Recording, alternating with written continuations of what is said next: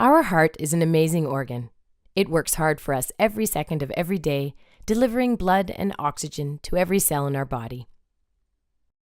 But when sudden cardiac arrest strikes, our heart suddenly and unexpectedly stops beating effectively and blood flow stops. Without any intervention, the brain, vital organs, and our heart will begin to die. Beginning CPR is the person's only chance of survival. Brain damage will start to set in within 4 minutes, and after 10 minutes, brain damage becomes irreversible. The power to save a life is truly in your hands. Performing CPR accomplishes 2 critical things.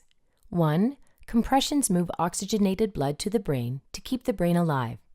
And 2, compressions keep blood and oxygen moving to the heart muscle itself, so that it has the best chance of resuming a normal electrical rhythm after a shock is delivered. As you begin compressions, you are creating an artificial pump and doing the work of the heart manually. With each good, effective compression, you are building up pressure in the system, which will move blood around the heart and up to the brain. It does take time to get the blood moving with CPR, so it is very important to push hard and push fast to build the pressure up, which keeps blood going to the brain. Pushing down at least 2 inches allows for the heart to be squeezed and blood to move out.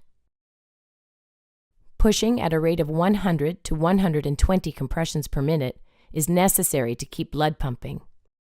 Let's see what happens when we take our hands off the chest. Blood stops moving to the brain.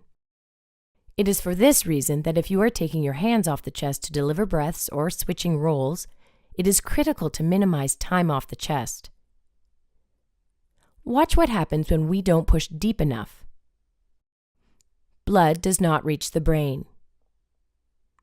The same is true if we do not push fast enough. Watch what happens when we push too fast. The heart does not have time to refill with blood, therefore not enough blood gets pumped out. Watch what happens when we don't allow the body to decompress and allow the chest to fully recoil. The heart does not have a chance to refill with blood, therefore no blood gets pumped out. So remember, the key purpose of delivering compressions is to keep oxygenated blood moving within the heart and up to the brain to keep the brain alive. We need to push hard and push fast in the center of the chest. If ribs break, that's okay. What's not okay is allowing the brain to die from a lack of oxygen. So remember, you are their only hope.